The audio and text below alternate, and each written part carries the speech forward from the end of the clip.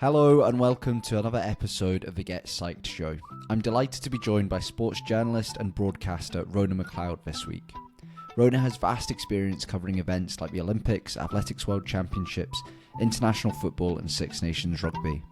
We cover a huge range of topics in this episode, including how to interview elite athletes, the importance of foreign languages, what does media training for athletes actually look like, and the future of sports media. I really hope you enjoy and let me know what you think.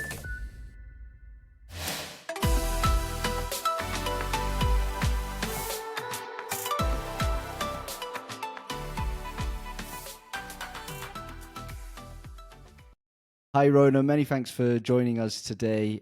Great to see you. Thanks for coming on. To start off with, could you give us sort of a brief introduction about who you are, your background, I guess maybe where you went to school, university, first experiences, and some of the recent work you've been involved in as well?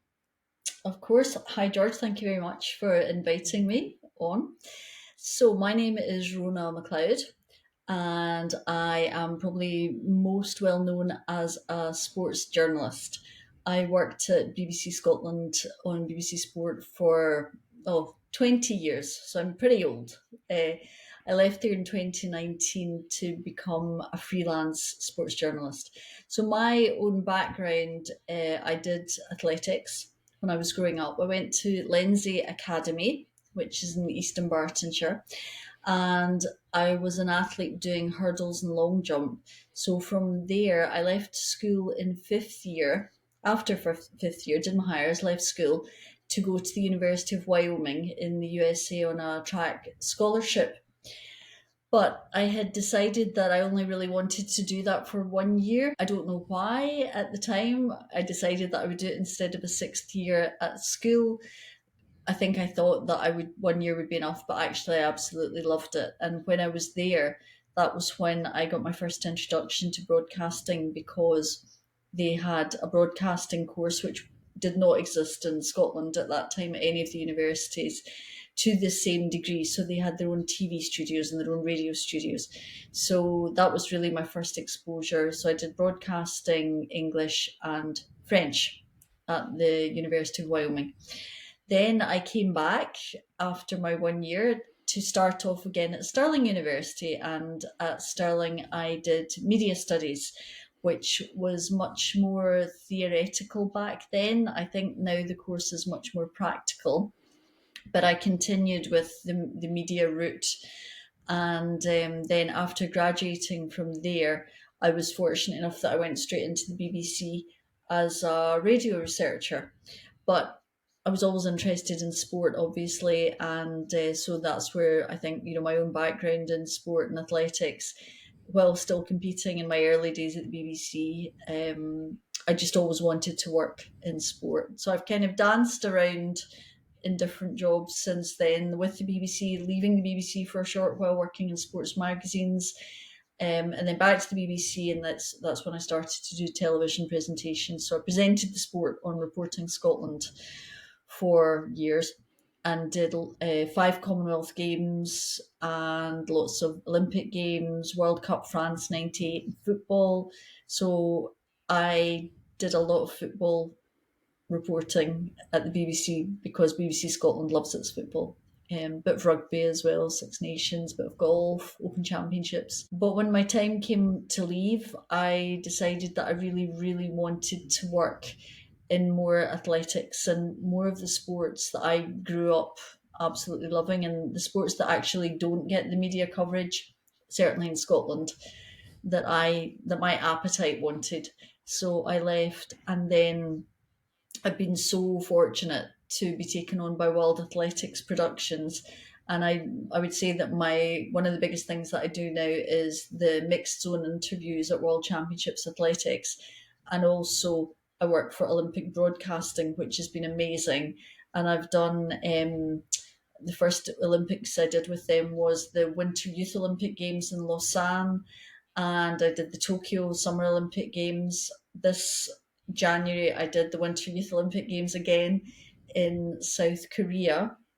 And this summer, I'm going to Paris for the Olympic Games and for the Paralympic Games.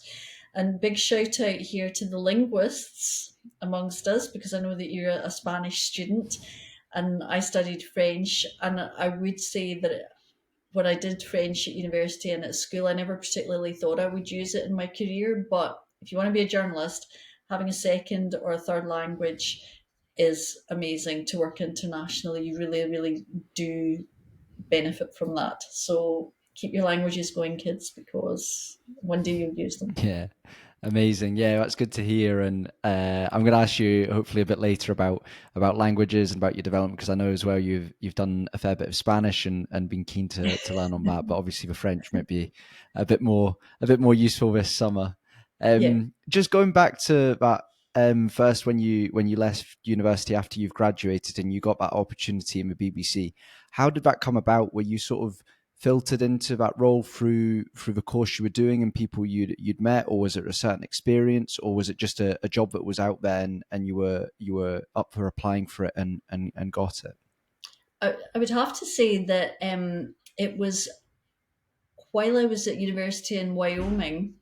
My mum, actually, who was back in Scotland, was very, she did me a great turn because she heard that Radio Scotland had a competition. There used to be a late night music show and they were having a competition for young presenters. And what you had to do was you had to go out to a concert or whatever. So I went to see the band, the Bluebells, and you had to write a review of their concert and send it in. And then they chose four people, and I was one of the four. And the prize was that you had to go in and you had to record your report, and they put it out. And then you got to do some guest presenting on this show. So it was a competition actually that I won.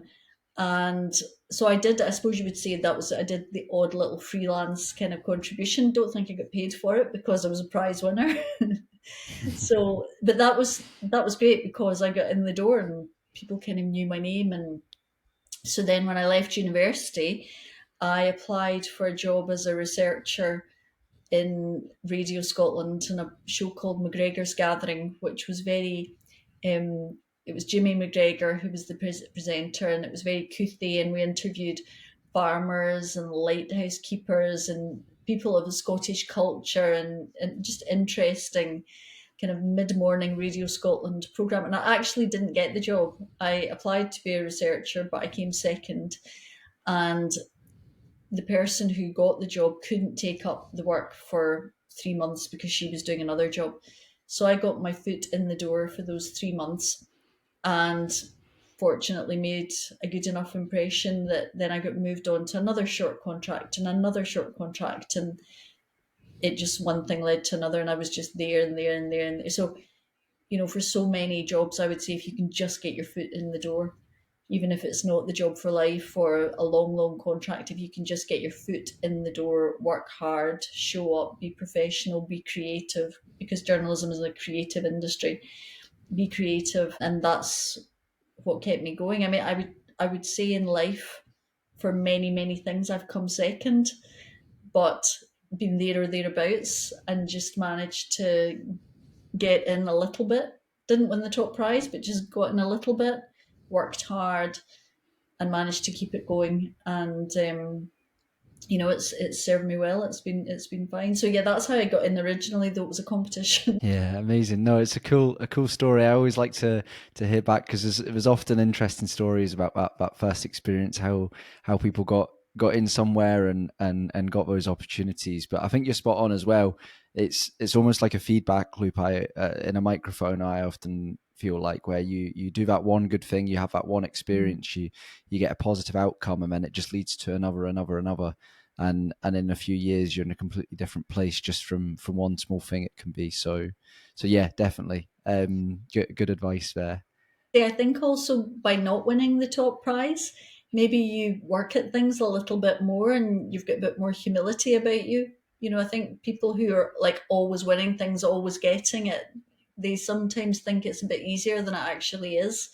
So I think that rejection can be a good thing for all of us. I mean, it's nice not always to be rejected, but I think when rejection comes, I think it's a real learning experience, and it does make us tougher, and it gives us a bigger appetite to do what we want to do. Yeah, and I think as well with rejection, it gives you that, often if it's from someone who has no emotional or previous knowledge about you or of who you are, but it's very, these are the facts, this is where you're short, this is where you need to improve, so you can take that as, it's very sort of logical data, right? This is where I need to go and get some experience or work on what I'm doing, instead of just being, oh, they didn't like me or they thought I was, this and this. No, it's just clear this is what you need to improve. Awesome, good stuff. Right, well, I'd like to move on to a bit more sort of a general topic. Rhona, you've had a huge amount of experience across the media sector, both in Scotland but also working internationally.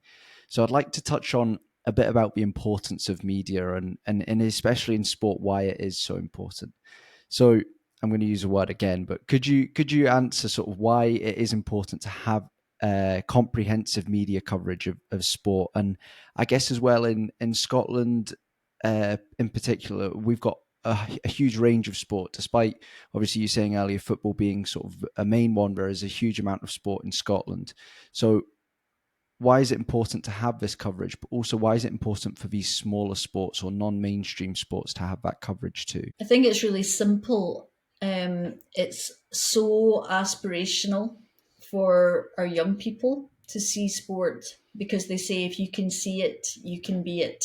So if you are a 10-year-old girl who wants to be a swimmer or a diver or a gymnast, and you've got nobody in your family who knows anything about it or has gone down that route before, if you see somebody else doing it, then you think that you can do it also. So it's so important that our young people can see these good role models who are out there. I think that sport is the best reality TV that you ever could see. I mean, we all like our little dose of Love Island and all that kind of nonsense.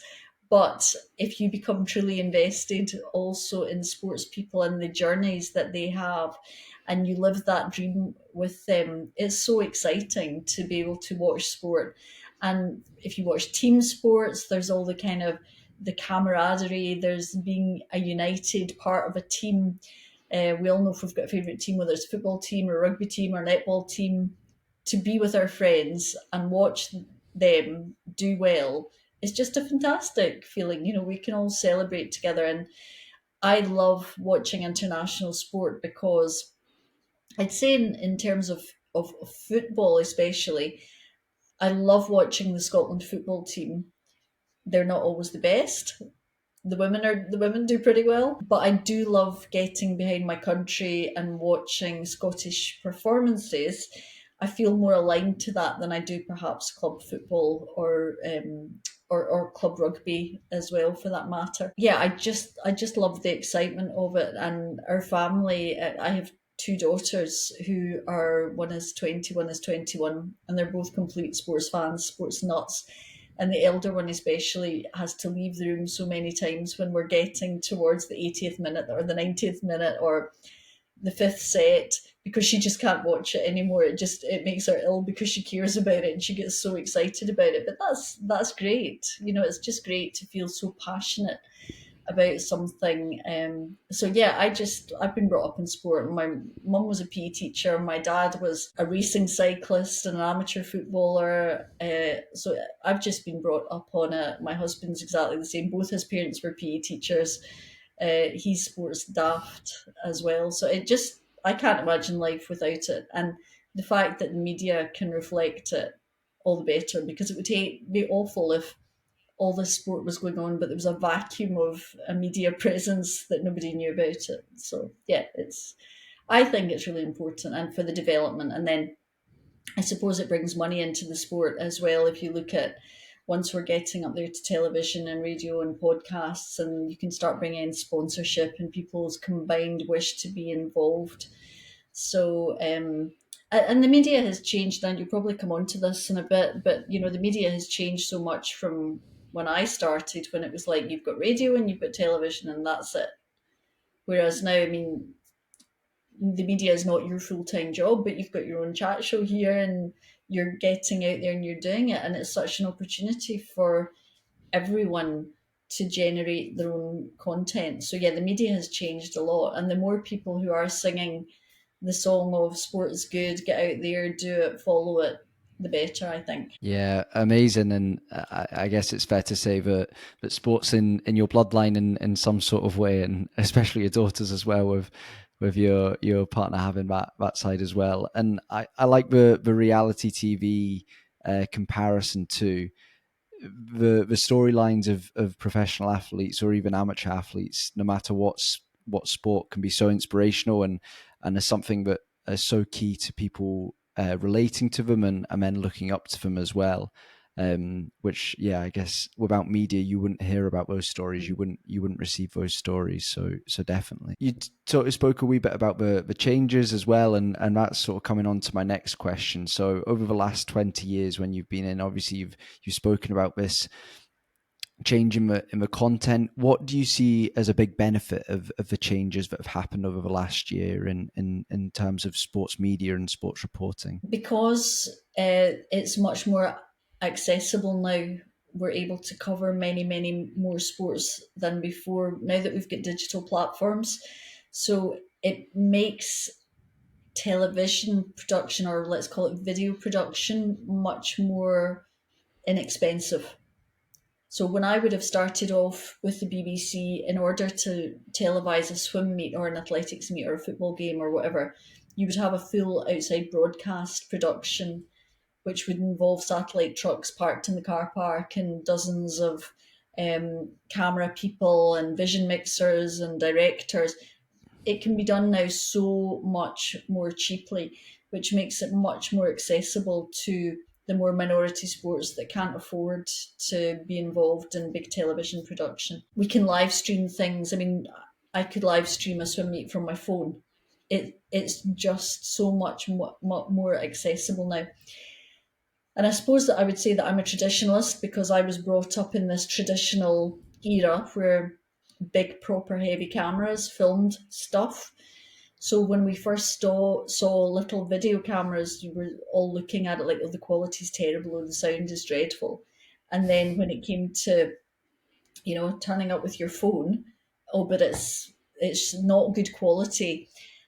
But so much has changed, I think, during COVID, because in COVID we were seeing for the first time news programs interviewing people from their own homes, and they were using this kind of technology that we're using just now to do Zoom calls or team calls, and it's now completely acceptable. It's completely acceptable to see somebody who's perhaps not perfectly lit, or the framing's not perfect, or the audio's not perfect, but it's acceptable now, and we go with it. And actually, do we look at it and criticize those things, or are we actually just looking at what, or listening to what people are saying? And that's the important thing. That's what it should be down to.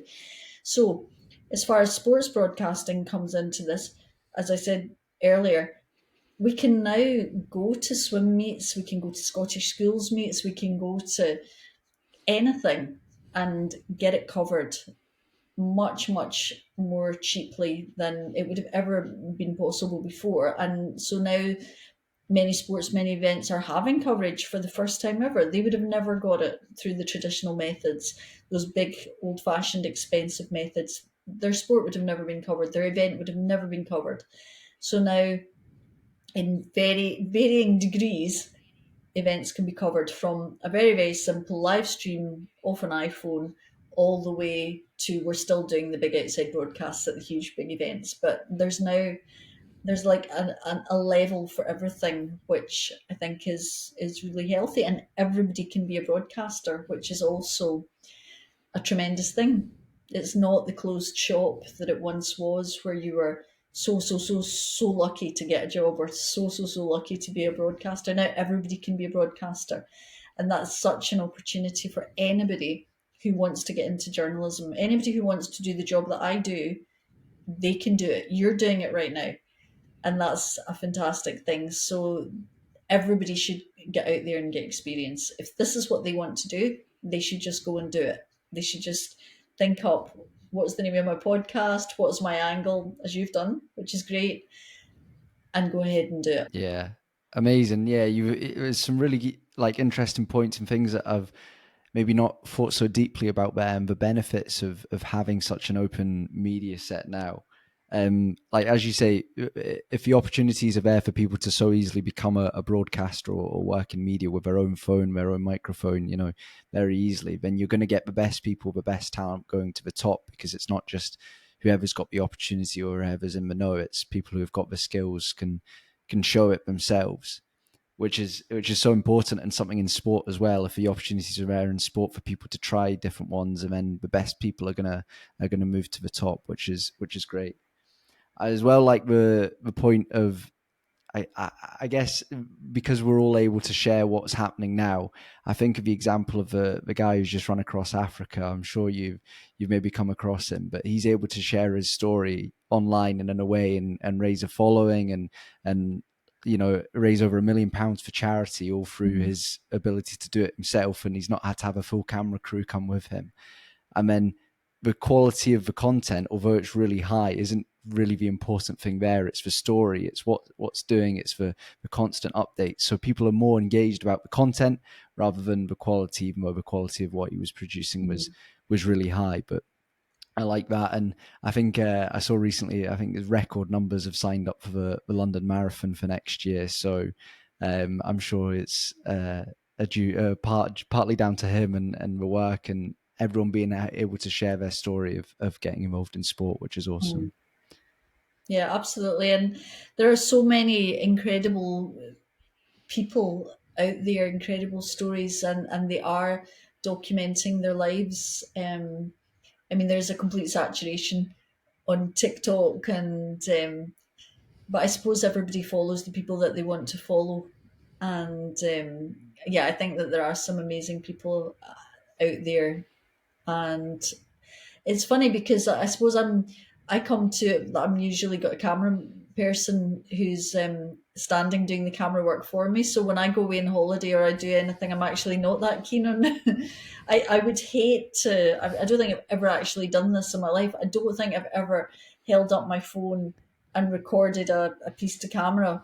I'd feel embarrassed doing it because it's never been of my generation to do it, but I would do it with a camera pointing at me if there's someone standing behind it. But it's just that feels uncomfortable to me to do. But to the next generation is not uncomfortable at all. They just get ahead and do it. Yeah, yeah, definitely. It's a change, but I guess a good one in media terms. Moving on now, Rona, to a bit more about your maybe sort of work that you do more recently, especially in the mix zone and in athletics. I quite like to ask about that. So you obviously interview a lot of athletes when you're on your job from a different range of sports, but even in athletics, a different range of events. And there'll be athletes you speak to again and again, and maybe ones that you don't speak to too often because you might not see them too often. But those athletes that you do see quite often, are you able to build up a relationship with them as you speak to them more and interview them more? And then does this become sort of an important part of getting a better insight to them, of being able to ask them maybe slightly more deeper questions or tougher questions as well? Definitely, definitely. So if we look at athletics, which is what I cover, so I'm fortunate because although I work for World Athletics Productions and I'm also working for Olympic Broadcasting, I'm doing athletics for Olympic Broadcasting as well, which means that when it comes to an Olympic Games or a World Championships in athletics, I'm at both. I'm the person that they see at both. And my job at each of those is to interview gold, silver, and bronze medalists. So if you've become the world champion and you're also the Olympic champion, I've interviewed you in both of those arenas. So I do find that I'm interviewing the same people quite often because the same people win medals quite often. And I worked at the World Indoor Athletics Championships in Glasgow this March. March it was. So by that point, I had maybe interviewed some of these people 4 or 5 times because of the combination of World Championships and Relay Championships. And so there's definitely, when they come up, there's a bit of a familiarity now, and a few of them like, oh, it's so good to see you again. I mean, some of them are not so much like that. But I would say that with this most recent event, there were more of them who were actually, it's really nice to see you. And it means that you can start the conversation that bit further on, because you're not just kind of almost introducing yourself. I mean, I would never say, hi, I'm Rhona, but there's usually a hello, how are you? Whereas now it's more like, hey. So it's also about building trust, because I think a lot of athletes or sports people are quite skeptical about the media. They don't quite know what you're going to ask them, they don't quite know if you're trying to get them. And my role working for these host broadcasters is not to get anyone, it's to talk about the sport and to talk about their performance and to talk about their aspirations. So as they recognise me, they recognise that I'm a person that they can trust, and I'm a person that they know they've spoken to me before. So yeah, I think that building relationships is very, very important. And I noticed actually in Glasgow, for example, Noah Lyles, who is one of the USA top sprinter, will win medals in Paris, will be going for the 100, the 200, the 4x1, and possibly the 4x4. He will be going for four gold medals in Paris.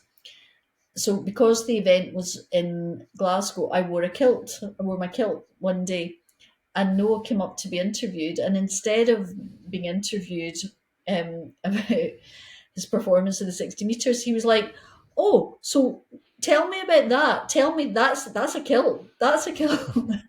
And our conversation was about, like, yeah, that's my kilt. That's my family kilt. And so my name's McLeod, and all the clans have got their own kilt. And I said to him, "Have you ever worn a kilt?" And he said, "No, but I would love to wear a kilt." And then he started to tell me about his whole genealogy. Um, and it was almost like I was dragging the conversation back to, so let's talk about your 60 meters. But it's now I know that he would not have done that the first time that I met him. It was only because Yeah. by this point we had a good rapport. And so building a rapport is so helpful when you're doing interviews. And I'm just very fortunate that I've been put in the position that I've been able to build up the rapport, because if the mixed zone approach has changed with every championship, you never get the chance to build up a rapport. So yeah, it's very important. And to have a smile on your face and to be an open, friendly person, the athletes really appreciate that as well. Yeah. It's really interesting. It's a nice story as well for to use for an example. It's got me thinking. Obviously, you've only done or you were more in reporting and maybe less works in the mix zone in the past. But in the last few years, maybe even since you've been doing this sort of role, have you seen a change in how athletes are approaching the media? Maybe because of social media, they're able to put across themselves, their personality a bit more. Do you see athletes becoming on average a bit more open when they come and talk to you, a bit more free when they're talking about things, or is it quite similar? Does it just depend on the person and whether they're quite a chatty person or quite reserved? I think it's everybody's different. I think it comes down to each individual. And also I think that this is really important as well. We talked a little bit about language. If you're a smart mixed zone reporter at an international event, you've got a pretty good idea about nationalities, about cultures, about beliefs, about going back to cultures. I would interview, say, Noel Lyles from the US completely differently to how I would interview an athlete from Ethiopia, because the Ethiopians tend to be much more gentle people. They tend to be very, very quietly spoken.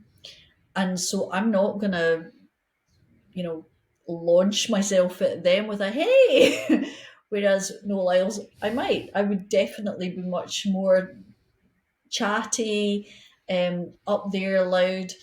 Then also, if I'm interviewing somebody who I know speaks English, but it's their second language and maybe their English isn't that good, you have to be smart to know how to ask the questions. I mean, I've seen so many journalists who maybe themselves don't speak another language, so they don't know how difficult that actually is.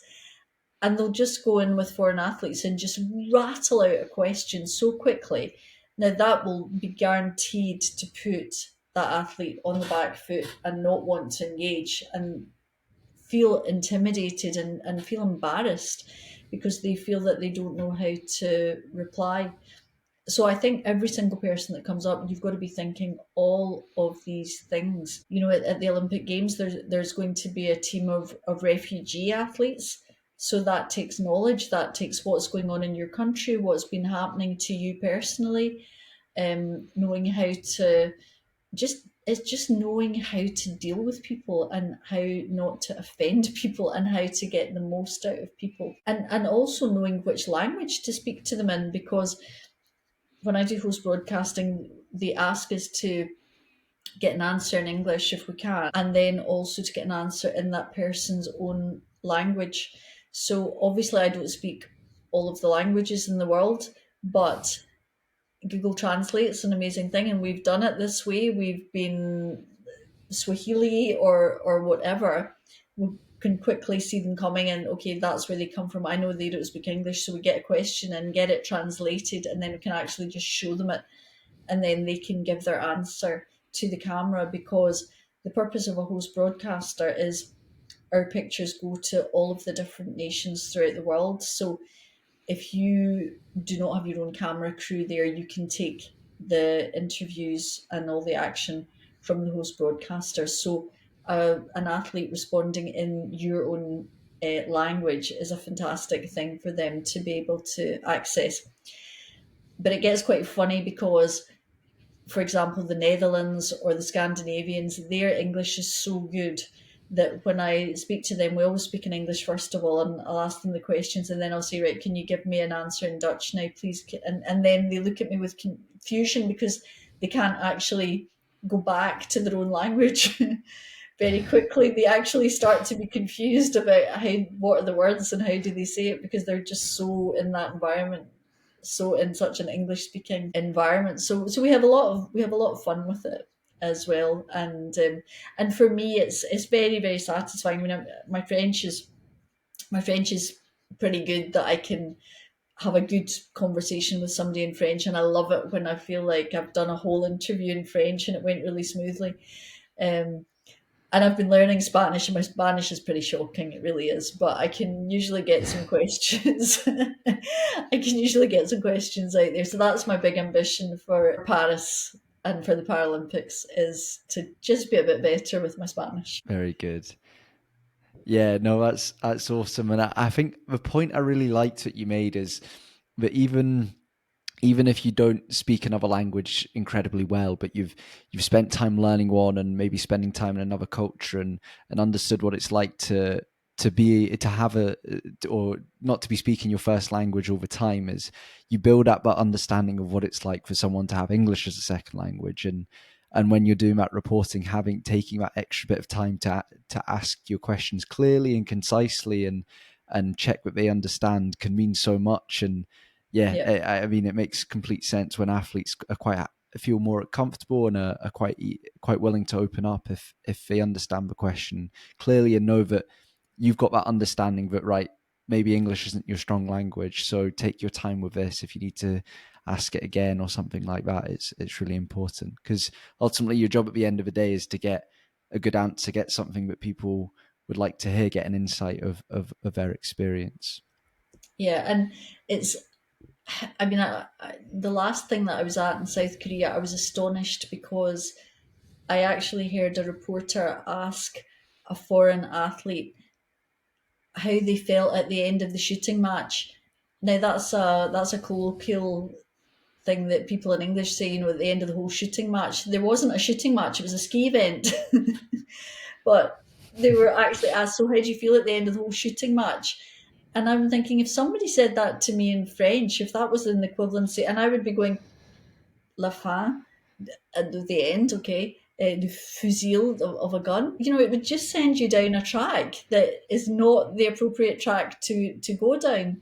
So I think that having struggled through languages myself does make me a better time in language, which is so easy to understand. And that's what you have to do. And very few people do that, which is, to me, is such a simple thing. But not everybody gets that. Yeah. But I think that comes from not having struggled through a foreign language themselves. Yeah. Yeah, no, definitely. And English is plagued with sayings and phrases and things like that. So if you're trying to use them, especially to a second English as a second language speaker, you've not got much hope, I would have to Yeah. say. Coming back to that sort of, you talked well about that moment when you're, a race has just finished. You've just seen the results, who's won, and you're expecting, you're waiting for those athletes to come up and interview them, and it's maybe a bit of a rush, a bit of, because I believe you're one of the first people they'll speak to after the race. So what techniques, what things do you do to prepare and in the situation to sort of keep yourself focused at the job at hand, to be able to keep those questions in your mind clearly or have them written down, and understand what athlete you're going to speak to, what you want to ask, as well as the situational context. So where have they finished? How has their week been? Have they come back from an injury? What sort of things do you do to make sure you can perform at your best when the moment comes to speak to them? So I'd say I'll give you two examples. I'll give you the second example first. When you get to the end of a track meet, so it's maybe the last day. So these big competitions go for 10 days, and day 9 and day 10 are usually when it's all the finals. And bearing in mind that I have to interview all the medalists, so I know that I'm going to have a gold, silver, and bronze pole vault come up onto the mix zone. But at the same time, finishing may also be the gold, silver, and bronze hammer, which may be finishing at the same time as the 1500 meters, which may be finishing at the same time. We have a lot of people up there on the mix zone at the same time.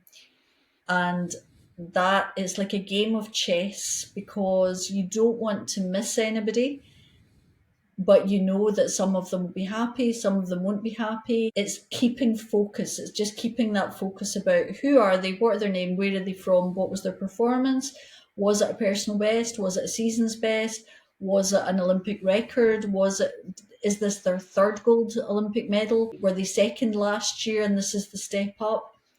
So it's a massive amount of research. It's trying to know about each person, or just have something that's a bit more interesting than saying, how did it feel? And that's, to me, that's the complete cop out question, is how do you feel?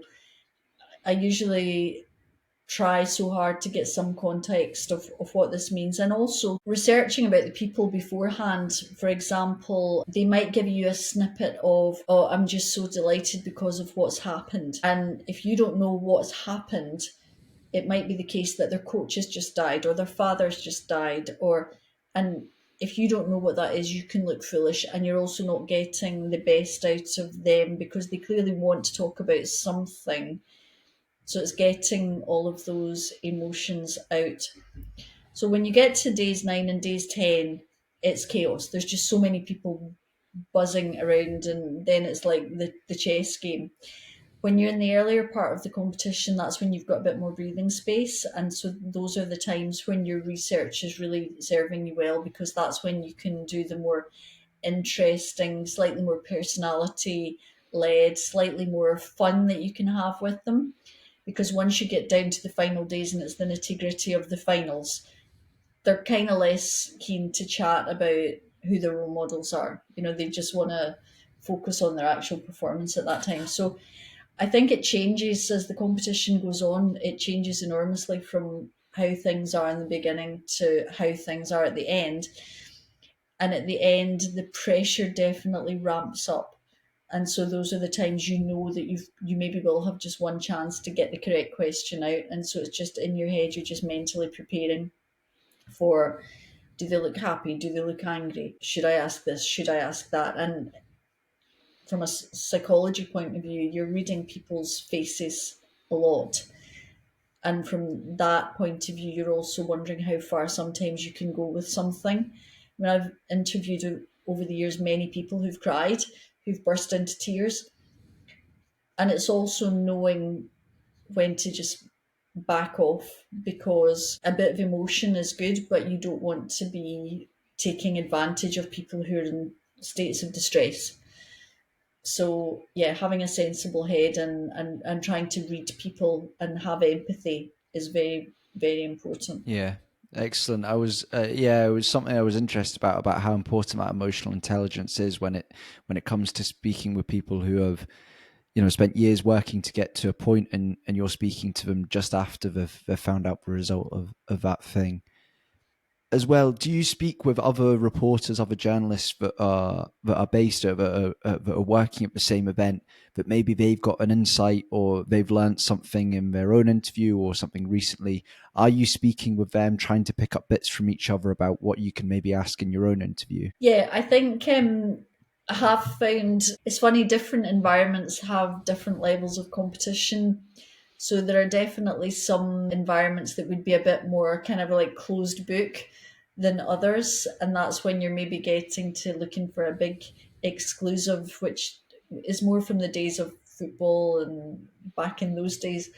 But I'd say that now it's a lot more collaborative in the kind of Olympic sports. And I think that genuinely everybody just wants to get the best, and we're not really competing against each other. So, for example, in Glasgow, in the mixed zone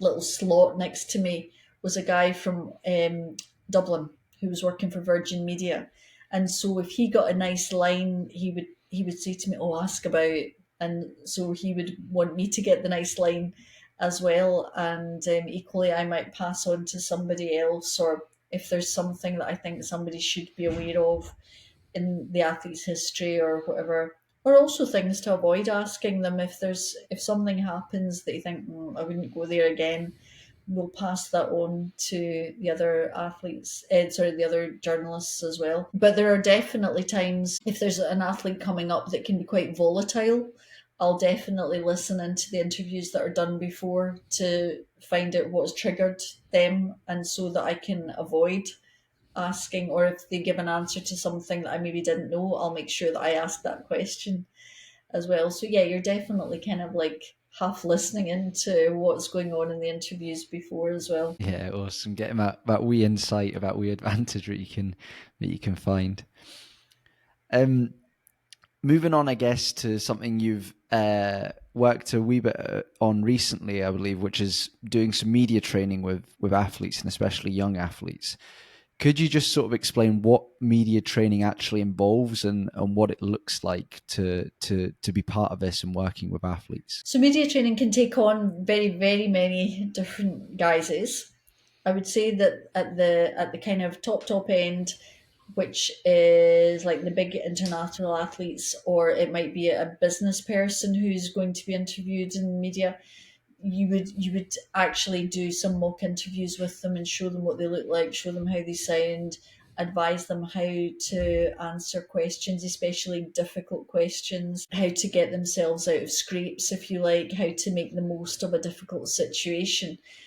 But I would say that the vast majority of sports people will never need to worry about those kind of interviews or situations. So for me, looking at the younger athletes, it's much more about allowing them to understand what the media is. So I'll give you some examples. If you are, let's do athletics. If you're an athlete and you come from Stirling, if you're interviewed by me at World Athletics and you're also interviewed by the Stirling Observer, and you're also interviewed by your high school newspaper, that's 3 media interviews. But, oh, that's 4 media interviews actually, that's 3 interviews. But each one of those are very, very different. So it's educating the young athletes to understand that the media actually has many different forms, and your responses should be appropriate to the person that's interviewing you, and you can give more information. So, World Athletics, I want to know technical stuff, I want to know achievement stuff. The Stirling Observer might want to know, oh, it's great to get onto the track at Stirling University and it's really aspirational because Andy Butchert used to train there. And your high school might want to know, it was really difficult when I was doing my hires and I was trying to combine my athletics, So it's pitching it, and it's having confidence to pitch it, because if you ask any sports person, do you like the media? Do you trust the media? I would guess that the vast majority of them will say, no, I don't like them, I don't trust them. And that comes from a place which is lacking actually in knowledge and lacking in confidence. So, understanding who the audience is, I think, is a really, really big part of media training. And then if we look at the actual performance in front of a camera or the performance under interview, that's another thing which there are definitely kind of ways that we can improve and make athletes a lot more prepared going into those kind of situations as well, by giving them things to think about ahead and telling them, you might be asked about this, or you should have this prepared. Just know yourself, know what your own interesting stories are, know what you may be asked in advance, and have those messaging. It's an opportunity. Media training should also help you realize what an opportunity it is to be interviewed by the media, and it's not something that's there to trip you up, and it's not something that's there to embarrass you or catch you out. It's actually, in 99.9% of the time, it's a huge opportunity for you to get yourself out there, and maybe that can lead one day to sponsors, or that can lead to a university scholarship, or whatever. So yeah, it's kind of demystifying, I think. Demystifying, and then coaching some better technique. Yeah, that's good to hear, because I think, especially for me, having not really asked someone about it who's been involved in media training and sort of an outside view, I hear it, and what comes to mind for me is someone getting told how to answer questions, and especially that idea of football managers, like, never give anything away, never hint if a player's injured or if there's been a fallout, or if there's something going wrong, you just sort of give the basic answer. And that, in my head, that's what media training is to say as little as possible to the media. But you've explained it so well how it's more about trying to open up people and understanding your audience. And my question was going to be, do you think, is it not counterproductive trying to train people how to speak to the media, when as a media person you're trying to get things out of them? But I guess it is that at the end of the day, it's you're trying to get a good answer out of them, understanding how they can use it to their benefit. No, you're absolutely correct. And when I used to work at the BBC, and I would be interviewing, Celtic players, Rangers players, Hibs, Hearts, even Scottish rugby, and you used to feel like they don't want to say anything to us, and they've been told not to say anything to us, and that's been their media training, and that kind of media training is dreadful. It's absolutely dreadful, because it's a waste of my time to sit here and try and ask interesting questions to elicit interesting answers. It's a waste of their time, because they've got no intention of telling me anything interesting. But it's because they don't have the coping mechanisms to know how to actually, even when times are rough, express what's going on. And they don't have the confidence to be able to take something which is perhaps a difficult situation and turn it into an opportunity. So you're absolutely right when you say, is it not counterproductive? But I think that that's been bad media training. I don't think that's not that's media prevention. That's not media training. Media training should be always a positive thing. Media prevention is bad, and that's what any media training that I do is, to actually avoid those kind of answers, because those kind of answers are not helpful to anybody. So that, I think a lot more could be done. And also, media training for young athletes is very rare. There aren't too many sports organisations and governing bodies who actually invest in media training for their young athletes. And so by the time they do become senior athletes and they're on these higher stages, they're not really equipped to know what's going on and to know particularly how to deal with it. So I think that when the athletes are young, they understand that they're still on a learning journey, and they're very open to actually taking it on board and practicing it. Whereas if it's too late and you think you're above it and you don't need it, then it doesn't work so well then. But no, everybody can learn about the media. Everybody can. Yeah. Do you, just on that with the young athletes as well, do you see them having quite an open-minded view with media and seeing it, as you said before, as a benefit, as something, or give them a platform where sponsorships might be more sort of available or more lucrative, and as well building their story not just as what they win as an athlete and what they do is within the governing body and with their sports team or whatever, but who they are to the public, and using the media as that sort of way? Is there sort of an open mindset, or does it again just come down to the person and what their driver is? I think it does come down to the individuals. Some people do it really, really well, and you can see their following on Instagram or TikTok or whatever. You can see that they've worked hard at it, and they do have interesting content, and there are lots of people who are engaging with that.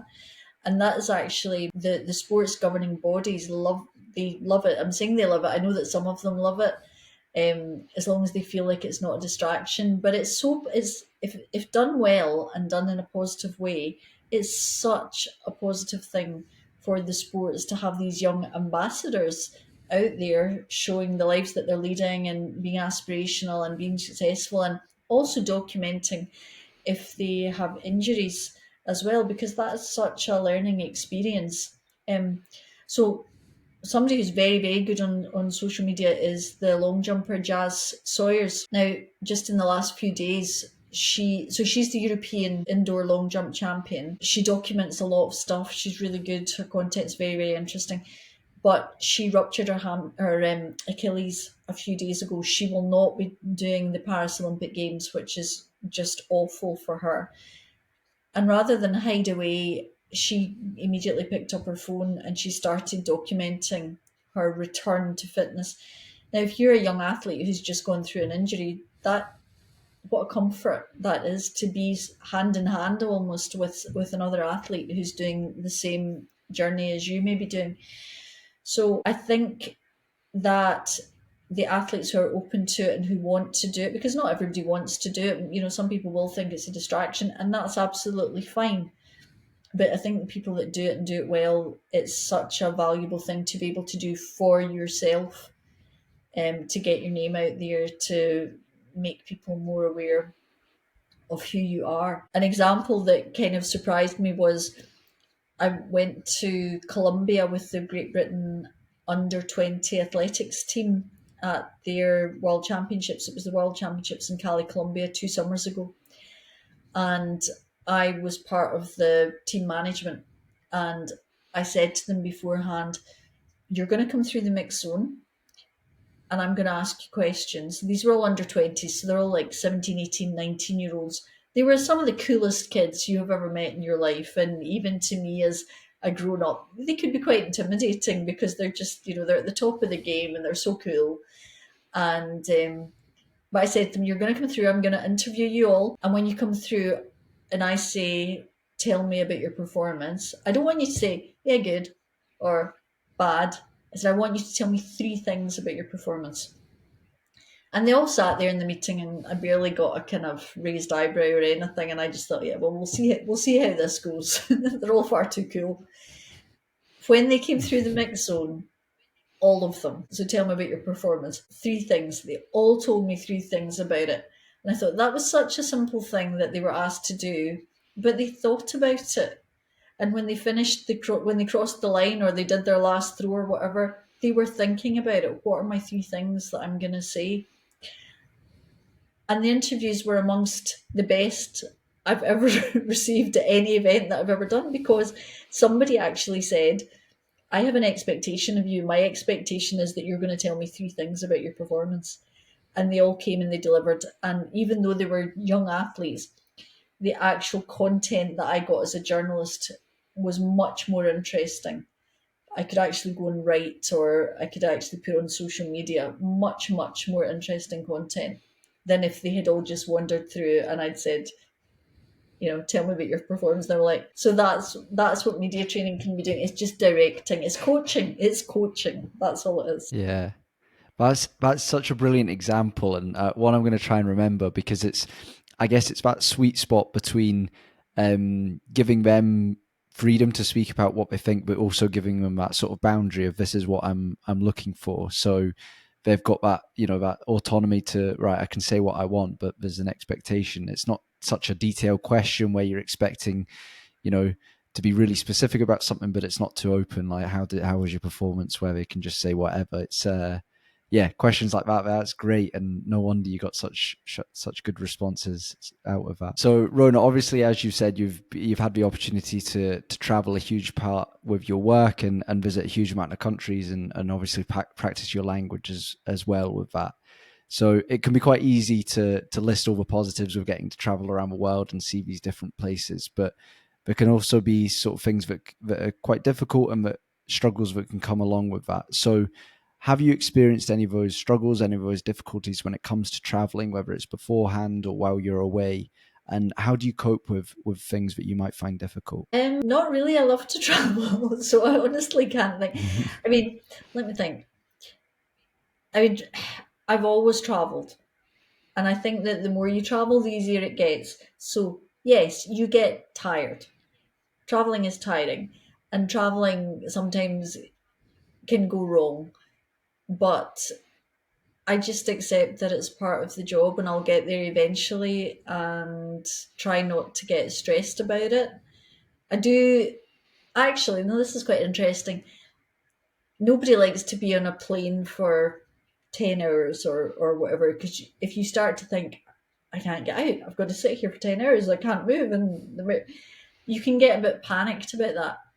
And yeah, I suppose I was a bit like that. And then my husband, this is good psychology, my husband reframed the whole thing. And he said, so if you were having a duvet day and somebody was going to just let you see all the latest movies, and somebody was going to bring you food all day long, and you didn't have to do the washing up, and they were going to bring you a glass of wine if you wanted it, and and you could sleep if you wanted to, and you've got a blanket, how does that duvet day sound to you? And I said, that sounds great. And he said, well, that's what a long haul flight is. It's a duvet day. So now we refer to it as, oh, I'm having a duvet day tomorrow. And I think just the reframing of it has made it so much easier to deal with. It's a duvet day, that's all it is. So I think that's a good lesson in life, that if you can reframe things that are perhaps not your favourite thing to do, but reframe it into something that is actually pretty easy to do and pretty nice to do. So that helps me a lot. The hardest time, I suppose, was during COVID, when there was so much COVID testing to be done, and we're all wearing masks to travel. And I mean, I did the Tokyo Olympics, which Glasgow Airport, which is where I started the journey, Glasgow Airport wasn't even really open. We were, the small number of travellers were being taken down like back corridors. You didn't go through duty free or anything. You barely went through security. It was like a ghost town of an airport. And on the plane, the planes were empty. And we all had to sit with our mask on. I was double masked for flights to Tokyo. Two masks on is not pleasant, but it was such a privilege to be able to travel at that time where everybody else was at home and not allowed to go anywhere. Then I had to quarantine for 2 weeks when I came back, to be in really hot weather with the masks on and everything. And so I don't think that anything will ever really be as bad as that again. And we were having to do daily COVID testing, which wasn't very pleasant. And at the time, we just kind of accepted it because that was the only way that we could do the job. So now it just seems so easy. It is so easy by comparison. So I think that I probably still have the COVID memories, that it's just really not that difficult. And I mean, when I went to South Korea in January, we were on the runway at Glasgow Airport for 4 hours before we managed to take off on a KLM flight, because there were storms in Amsterdam. And do you know what? You just think, okay, I'll get out my Duolingo and I'll do some Spanish, or I'll get my book and I'll read, and you just have to be positive and not stress about it, and you know. it's a good way to earn a living. It's not great hardship. Yeah, definitely. I guess that it's about reframing as well. Anything now, but you can reframe it and be like, well, it's not as bad as it was in COVID. So let's stay positive. Let's Yeah. stay positive with it. Awesome. Right. Well, to finish up, we're going to go on to a bit of a quick fire round, just to go through a bit of your career and some of the, I guess, the high points and maybe the low points as well. But all just a bit of a roundup. So I think there's about 10 questions here about different things. So if you can give me an answer, let's say no more than 30 seconds. So you've got time to think and explain as well. But I'm Okay. sure you can go quicker on some of them as well. We will start off with favourite interviewee. Noah Lyles, the American sprinter that I told you, just is always gives good interviews. He's fun. He doesn't take himself too seriously. He's great. Um, there's a Canadian. Going to give you loads because there's a Canadian 800 meter runner, Marco Arup, who won the world championship in Budapest, and he is so humble and so delightful and so just a gorgeous human being. So yeah, if it's people that I feel like I personally connect with and we have a good conversation, those are my favorites. Awesome. Good stuff. On the other hand, I won't say least favourite, but hardest person to interview. I'm not going to name any individual names because the people that I've interviewed are still contemporary. The hardest people to interview, we touched on earlier, the ones who just don't want to be there. They just don't want to be interviewed. They're disinterested or downright rude. Okay, I'll name you one. Nick Faldo, the golfer. Rude, rude man. Very good. Favourite event to work at? Anything with athletics. So Olympic Games, World Athletics Championships. Okay. Favourite event in Scotland, but we'll say it can't be an athletics one because I know you could just say the indoors. I love working at rugby. I love Six Nations Rugby Championships. Yeah, Six Nations, I would say. Love that. Good stuff. Favourite destination you've gone for work? Tokyo was amazing for the Tokyo Olympic Games. That was absolutely amazing. Where else? Gosh, Gold Coast. Thanks for listening to this week's episode. Unfortunately, the recording cut out towards the end, so we didn't get to hear all of Rhona's quickfire questions. However, I hope you enjoyed the rest of the episode and be sure to share it with a friend. Thank you.